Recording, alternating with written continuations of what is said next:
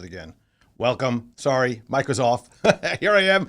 Welcome to the pre-market rundown. This is Andrew Horowitz, and we are here on Friday, December 4th, 2020. Hopefully everybody's doing well. We have a lot to cover today, a lot to go over. We had an employment number that came out just a few minutes ago, and we're going to discuss all of this and much more. Let me just do a couple of things here, shut a few things down. Okay, first of all, quick disclosure as we do each and every time. This is a discussion for educational purposes only. It is not an offer or a solicitation to buy any security. Nothing we talk about here is to be considered a recommendation. Again, educational purposes. That's why I ask you for some of your stocks, because we look at your stocks in a little bit of a different way than we normally would from the traditional technical analysis standpoint. That's why we also go over some of the key issues that are driving markets each and every week. So Fridays, 9 o'clock, right here. Make sure to be here. You can use the chat panel and check out what's going on or we can check out what's going on with your stocks by putting in your symbols directly into the chat panel. So do that if you will. All right, what else? What else? Oh, big news. You know, my co-founder of TriggerCharts, Kevin, had twins yesterday. He and his wife are doing real well. The boys are doing really well. So awesome for them. Congratulations, starting about a 3 or 4 hour per night sleep cycle, it seems, with all the feeding that's going on. So awesome. Alex and Caden are the names of the boys. So congratulations to them. Let's see what we else have to talk about today. Well, I guess the big thing that I think we have to talk about, and I think we have to display right now and really come to the fore with, is we have what's has to be considered unbridled optimism, even with numbers today that were much worse than were expected, a weakening economic backdrop, questions about stimulus, retail, the surge of the pandemic that's going on. Nobody seems to care. We have potential lawsuits going on across the tech space. We have the potential for governments around the world trying to, in a very abrupt manner, break up some of the biggest tech companies, find them. Nobody cares. All we're looking at is this. It's very simple. When the news is good, it's really good. Hey, much better than was expected. When it's bad, I mean, how much worse can it get anyway? So it's not so bad. If we only have 45,000 people added to the payrolls today, well, you know what? At least it wasn't negative. All right, we were thinking that would be 600,000, but at least it wasn't negative. Already we're seeing the Dow Jones Industrial Average Futures this morning trading up by 108. Definitely that rotation that we've talked about. I don't know if you've been catching that, but the value side, the banks, the leisure and hospitality, some of the names that were left out of the entire pandemic, or I would say the pandemic run, I guess we can call it, that favored the growth side.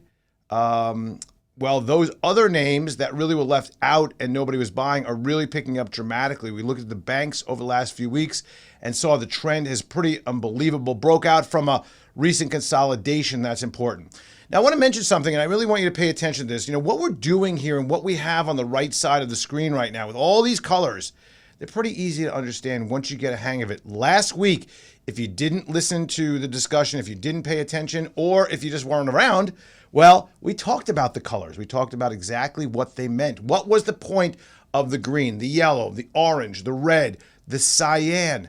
What did that all mean from the altimeter to the autopilot to the radar? And once you start really getting used to looking at this, I got to tell you, you could just buzz through charts, 1, 2, 3, multiple time frames, multiple symbols, and it's pretty easy to pick out, oh, wait a minute, that looks like a breakout is about to happen. We do things like looking left, and we talk about that all the time. Here is the bottom line. Into the new year, I want you to really think about what are your goals. First of all, don't trade scared. A lot of people trade scared. And how do you remedy that? The big way to remedy trading scared is having confidence and having coincident indicators or a multitude of indicators that are pointing you all in the same direction, and having that confidence level that, you know what, I've seen that pattern before. And when I see that pattern, I'm going to do something about it. What am I going to do? I'm going to go short, I'm going to go long. But the pattern recognition that you can have by just scanning through charts on a daily basis, just buzzing through names by using your radar screen, which we talk about in the Commander, right? You just kind of like click, click, click, very easily go through that and you say, hey, we got a breakout here. Well, how long is it above? That's on the daily. Where's our next level? Well, we can see that we got a breakout and we got clear green sky over the 20 level. That's 25. And then what happens? Well, we got to get kind of through this gap area when we look left, always looking left, always looking left. And what we see is that there's an opportunity possibly for this. For example, if we can get some legs under this up to about 34, 35 until that next resistance point. So, I mean, again, just clicking through all these different levels of stocks and seeing where they are. Here we see a parabolic run on the upside. What's the reasoning? What's the factors? We see some good numbers. Maybe we're going to see a drawback to, possibly 286. We'll talk about this in a minute. But by doing a series of reviewing charts over and over again will make you really sharp. And into the new year, it's all about making money for you. That is what we're going to talk about, right? That's what we do here each and every Friday. And with our indicators that are set up in a way that provide you a really easy access to very quickly view the patterns that are emerging, it gives you that extra level of confidence that you could trade with size in order to make profits and know when, you know what, this is busted. It isn't working. Out. I'm leaving this whole thing. And that's where we are with the whole idea of Altimeter and Autopilot. Anyway, back to what we're talking about right now. The markets are getting a boost from the booster, the vaccine. Obviously, old line names are coming up. Again, I mentioned leisure travel, cruise lines, hotels, booking sites, airlines. Cryptos and proxies have been on fire as well. We looked at Bitcoin last week, a little bit of Litecoin, Ethereum. And we saw that there was an interesting move on the upside. Over Thanksgiving weekend, there was a massive downstroke that we saw from about 19,000 down to about 16,000 and change for Bitcoin. It's a very illiquid market. While it trades 24 hours per day, 7 days per week, over the weekends, it can get a little bit illiquid. Therefore, any selling exacerbates the moves, buying at the same time. But one of the things we're also seeing is that there are these proxies that are out there, these names that have a lot to do with some aspect. For example, a PayPal, a Square, a MicroStrategy. These names either are utilizing Bitcoin or cryptocurrencies within their business model some way or somehow. Or what they're doing is that they are actually looking at possibly even putting Bitcoin on their balance sheet like we saw with MicroStrategy recently. MicroStrategy bought about $425 million worth of Bitcoin throughout the summer, last few months, and they put that on their balance sheet as a cash alternative. Reckless as can be, in my opinion, but they did really well with it. The fact of the matter is they're playing with the fact that where else are they going to invest their money? They have a lot of cash on the balance sheet. They took a chunk of it, made good money with it. Meanwhile, stock goes parabolic, goes vertical, and is really at the core of it, a bet, an investment bet. So the stock, though, goes from, let's call it $200 up to $3 something. I mean, we could look at that stock probably very simply. So it goes from, in November, from 200 down up to 300, 50% increase because they announced they have something to do with Bitcoin. Well, they're going to be really feeling it if Bitcoin doesn't do well. And in fact, I don't even know if you can do a doubling any further with the fact that you have a few $100 million of Bitcoin on your books. Big deal. I mean, yeah, you made money. You probably made 800 or maybe probably $600 million on it. But the question remains, that's cash on your balance sheet. It doesn't go into, unless they do some very funny and sneaky accounting, it doesn't go into your cash flow stream. What else do we got here? Yeah, Robert, I'm sorry about somebody's mentioned me in the chat or the questions about the colors do not work if you're colorblind. The green needs to be blue, the orange dark, and I'm unable to change the colors. You can hover over all this and it will tell you the names of them. So it'll give you where we are on this. But I think these are the ones you're talking about up here. There is a long entry there. And then obviously on the radar screen, it will tell you what these are, right? On any time period. So you can kind of look at it there too. So I'm sorry about that. That's something we could kind of think about working on. I'm not sure how we'll do that. Somebody asked a question, how do I zoom in and out? So check this out. If anybody's on TradeStation or later today, click on any chart that you want. Let's say it's a daily, and use your up and down arrows. Just use your up and down arrows. You can go left and right too. Up and down. It lets you zoom in really quickly. I mean, there's other ways to do it, but I like using the keyboard because it's just much faster to zoom up and down. So, Nick, hopefully that answers that question there. Let's get back to a couple of things. There's a lot of little tricks in TradeStation. I think I talked about the whole idea of how to, put some of these, enable studies on and off, very easy. There's a webinar I did a couple of weeks ago on this over on the TriggerCharts website through the morning. I also want to mention, this is something. I want to talk about radar versus altimeter. Altimeter, which is an algo-based summation of the radar and a swing algorithm that we put into it. So I'm going to show you that on a chart right now. Okay, I'm going to take off. I'm going to make it very easy to look at here. We're going to just put on. So what we have here is just the altimeter. See these three lines? These are basically the summation of what I'm about to put on, which is the radar. So here's like a radar swing. Let's give you a few more of these. Wait, let's go here.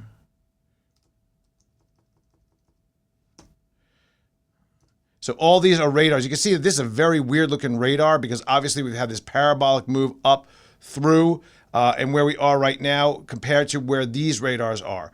Let's take a different stock here though. It's a little bit easier to look at.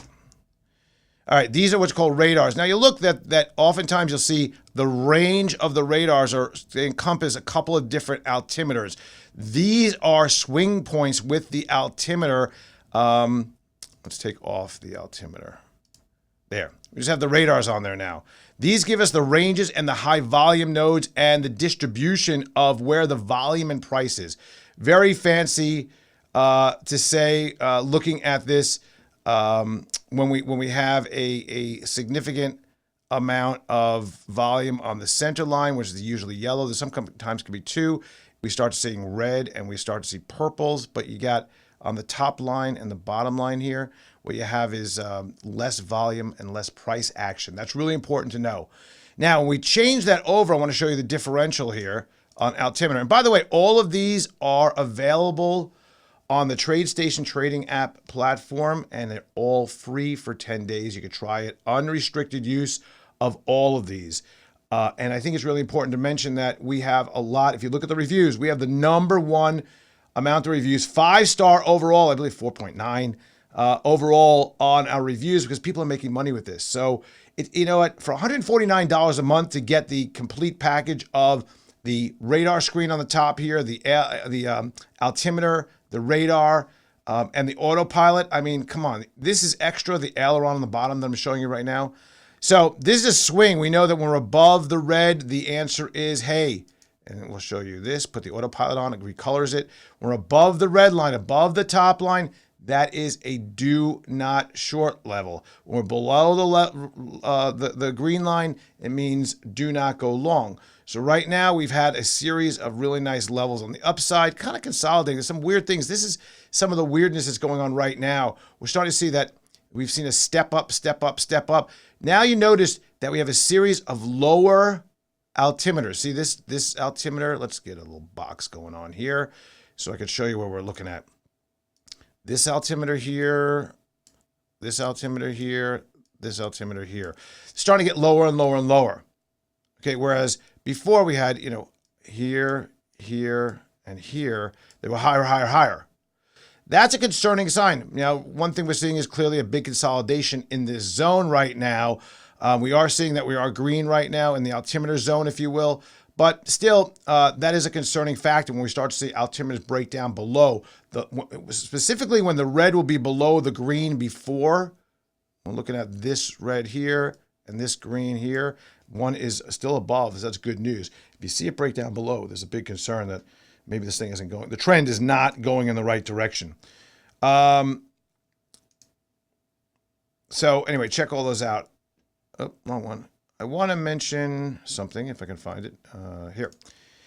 KRI, which we look at quite often, is flashing a +4 right now. We have a few, if you look on the top here, over on the top, you'll see that we have a few levels of clusters, kind of similar to what we had in here, in here, in here. Oftentimes when we see these clusters, they form and then they're, if they hit a peak out where they see a ramp up and maybe exhaustion run, if you will, oftentimes what you'll see is the movement, the next movement potentially is going to be kind of, lower. You'll see that. Doesn't have to gap terribly lower. This was an extreme level here. This was an extreme level here. Bit of an extreme level here. Not too terrible on this one. And we're not too terrible now. Once we get above those levels, that's an area. And this is just very simply looking at the SPY, because really we're not looking at the SPY. We're looking at other indicators behind it. We're using the SPI to kick off the calculation. You can't put any other symbol in here. Nothing else works.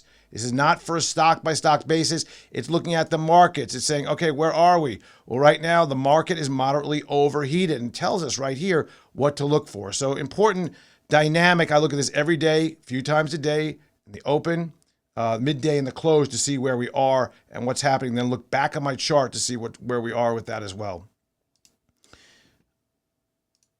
Quickly, stimulus talks. Well, we've had 20 headlines per day over the last few days of, we're going to do this. No, we're going to do that. We're going to have this. No, we're going to have that. So this has been driving markets. Markets are expecting that over the weekend, there's going to be some kind of stimulus deal done, hoping for $900 billion, thinking that, if we get $500 billion, it's still good, wishing for about $1.2 trillion or so. So that's a big issue. Economics, ISM services are still slowing. We're slowing a little bit, nothing terrible. The employment, we saw the initial claims come in the best level since the start of the pandemic. Unemployment rate now did, in fact, tick down to 6.7%, with only a few 100,000 added to the payrolls. Again, weird numbers. All this unemployment data is, in my opinion, it's worthless. We know this because they admitted as such last week about the initial claims, who they're paying, and it's really a problem. So when we look at economics for next week, we have productivity, crude inventories, OPEC, CPI, PPI, University of Michigan, and all that. We'll talk about some of these stocks right now, answer some of your questions. Some people want to look at SI, which is silver. You look at silver on a daily basis, it's kind of in a consolidation, held really nicely, support levels on the bottom here a few days ago, kicked up very strong, starting to see it pick up today, up 1%. That's good. We're seeing that gold is picking up as well, with the realization that, these numbers this morning weren't so good. Dollar has been dropping down precipitously, multi-year low on the dollar. That does help some of these metals. So that's pretty good. You're still in a consolidation on a short-term period. If you go, let's kind of move this to a 60-minute here. 60-minute, you're looking at a short-term trading situation here. We had some nice breakouts from 22 up to about 24. That would have been a big ticket on the future side. We're starting to see that breakout again above today. I would like to see it get above about 24.43 or so, right above those tippy tops of that, above where we are now, to see if we could break out on a 60-minute for a short-term swing trade. We had also natural gas. So let's look at natural gas here. Natural gas is in a major trend down, short-term and long-term. We got another short signal here, short signal. Maybe on an interim basis, if you want to trade this, kind of look at this maybe on a 30-minute. If it does break above about 255, you have some opportunity for a move back up to about 260. We are seeing a little bit of a divergence right now in the after hours, or the pre-markets of the exchanges. That we do see the aileron starting to break up a little bit here, already at an overbought at 56, and it just got above this level. I don't know. It doesn't look that great to me. In fact, got some other questions from. Let's see. This one's from Joel. This is the airlines love. We got 30 minutes there. On a daily basis, looking pretty good. I like to really zoom out on these because when we're looking at the airlines, we have to think about what's going on longer term. This was a number one pick by some group yesterday, came out with an upgrade of this name, reversed down lower. Obviously, the direction of the pandemic, the vaccine, the virus, the news at the end of the day yesterday really hurt it. You can see the news at the end of the day yesterday that the Pfizer vaccine may be delayed, maybe at 50% of distribution capacity. That was a big problem. I think if you have where we are right now, we do see that about $50 is about the resistance level. Kind of take your tools and let's draw a line here. right about here would be, what about 50 and a quarter? A little bit lower than that. Right about there.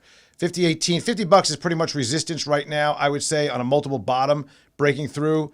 Did get through some of these other levels that are pretty good, but still sitting right on that level on the bottom. Wow. Intelli-Therapeutics. I mean, just straight up.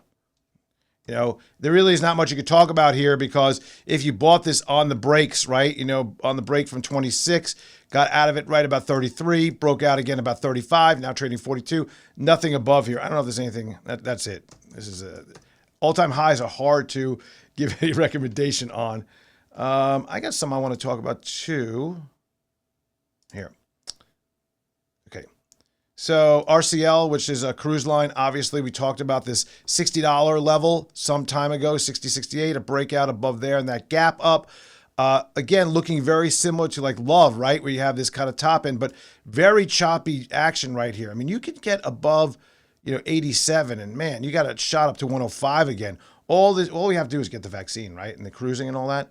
I want to notice on the top right here, by the way, this is TLT. They're actually doing a pretty good job of raising rates right now and forcing the Fed's hand. That's a negative for the large caps, especially for the Qs, which have been persistently moving higher, regardless of anything. Again, we have this euphoria going on in the markets right now. But this is a bit of a headwind when you start seeing that the rates are going to go up and possibly, you know, a move of the dollar. But right now, you know, not seeing a big move in the Qs this morning. Again, the bigger issue right now is the excitement over the fact that rates are going up, and that's really good for the banks. If you look at, you know, the banks like Bank of America, for example, trading up 1% in the pre-market. I mean, look at this move that we saw right here from 23 to 28 on the banks. Right now, I mean, it's obvious when we kind of draw a line right at prior resistance, we're right there. Kind of connecting lines across is what I like to do. I teach you that all the time. Look left. Always look left. But then draw a line. Draw a line left. When you draw your line left, you can connect multiple points of prior resistance points. And once you see multiple points of the altimeter start to hit, you look at those resistance levels. So right now, we're trading a little bit higher than that, right? 29, 22. So we're a little bit above that, but still, we've got to clear a bunch of this little overhead resistance before we can move higher. But with the fact that rates are coming up, the yield curve is widening, the spreads are widening, that's really good news for the banks. Really good news. Let's look at JP Morgan, for example. Probably looks a bit the same. A little bit even more of a significant move. Morgan Stanley, the number one in this area. Look at that. All-time high. I believe it's an all-time high. Is that an all-time high? Yeah, it's an all-time high. It's got to be an all-time high. Let's look. It's monthly. No, it's not an all-time high yet. We got to go back to 2007 when it broke. You know, the double top here. So they're trying to get up there on a monthly basis, and you could always change to weekly, monthly, whatever you want to look at to find out where those long-term trends are. Also, same kind of look as the of RCL. This one, I think, has a better risk-return trade-off right now. Norwegian obviously has a much worse balance sheet overall. Big question compared to, let's say, a Royal Caribbean or a Carnival. But you get above this level here. This, again, let's draw this line. And you know what you could do, by the way? If you leave your chart up, it only works if the chart stays up. If you kind of draw a line right there, you can put, I don't know if you know this, you can put an alert. Put an alert on a line. You say, hey, enable alert when it passes above this line or it moves above or below. That's only if you leave that on there. If you change to another chart, it's not going to alert you in the background. That's what you need your radar screen for, and that's why we have the alerts that are popping all the time for you. This stock, MicroStrategy, again, I think a big part of this is the fact that Bitcoin has been moving up so significantly. Down about 2.3% today from the lows of this morning, 18.9, trying to hold that 19 level into the weekend. We looked at this. If you see this run right here, and then we kind of compare that and contrast that to MicroStrategy, that same run in that same period of time, that's what this thing is also running on. I like this as a short, even though it's going against the grain a little bit. Jets, somebody asked me about, somewhere in here, ITA. So Jets is a similar situation where Jets is breaking out a little bit. Again, looks just like the cruise lines. ITA, moving fast here. ITA, same look. You got a little bit of overhead resistance right there at 195. This is the aerospace and defense. Obviously, the Boeing chart has a lot to do with this. Boeing coming up with the fact that the 737 Maxes are supposedly getting going finally. We've got a lot of names in here today. E-Hang Holdings. Pretty volatile. Daily basis looking good. It's got a lot of gappiness and all that. I would expect that the volume's not really major on this. Not my biggest favorite chart I've ever seen. QuantumScape, yeah, this is one of those that gets caught up in the Robinhood traders, gets a big up, and then it goes from 50 down to 30. I mean, do you want to really get involved in this? Maybe, but you have to use shorter-term charts. These longer-term charts don't tell you anything really about this. If you break above 46 to 55, you can get another move up to 50. But again, some of these are absolute day trades, no question about that. But you have to look at those as what they are. What is this? KE Holdings.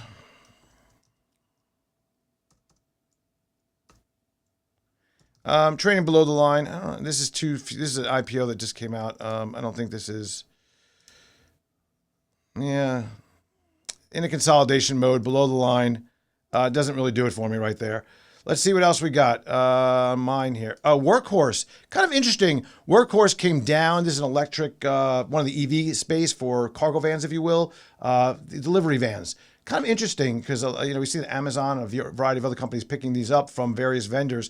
One of the things I like about this is the fact that they have a big postal service contract. However, it was delayed and it came down 20%, but it came right back down to its kind of support levels right in that range. Overshot it a bit and then pop right back up. You could have kind of picked it up in the $19, $20 range, currently trading about 22. Interesting. I think they'll get that post office contract, by the way, eventually. It's just delayed right now. Zscaler, big day for this yesterday. A lot of names that are beating. Incredible cloud-based name that came up as opposed to a Splunk, which, by the way, just got wrecked yesterday. Opposite-looking charts on this. AMC, there was some bad news yesterday about the movies. Clearly a downtrend here. There was some relief that was given by someone saying, hey, you know what? I think it was Warner Brothers that said, you know what, we're not going to wreck the movie theaters. We're just going to come out with our movies at the same time, the movie theaters and on streaming. Did stop pretty much right on support right there, kind of right at that level, but I wouldn't trust this right now. KIRK, this is, I thought this was interesting. This is Kirkland Industries. And we saw this. This has been a kind of a weird kind of consolidation for a while, but this is what we talked about last week at length. We can take a box and kind of draw it around our level of consolidation right about here, right there. Once you broke, I mean, it really went from 13 to 19 pretty quickly. All that pent up demand, the short sellers that are on the other side of the trade really significantly were squeezed hard above those. They say, you know what? Hey, we got one, we got two, we got three tops, but when it did a convincing move above that line, it was pretty significant. Somebody asked me about Intel, INTC.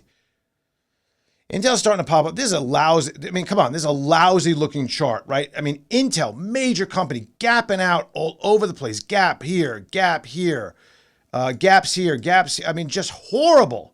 Now, picking up why? Well, everybody's like, well, how bad is Intel going to get? Got to the prior low back from March. It hit that low. Everybody started picking it up to 50 right now. Obviously, the Apple using their own chips and some of the other companies that are competing and them not, and them, I think they were delaying the release of something, but AMD eating their lunch. I mean, look at the difference on AMD.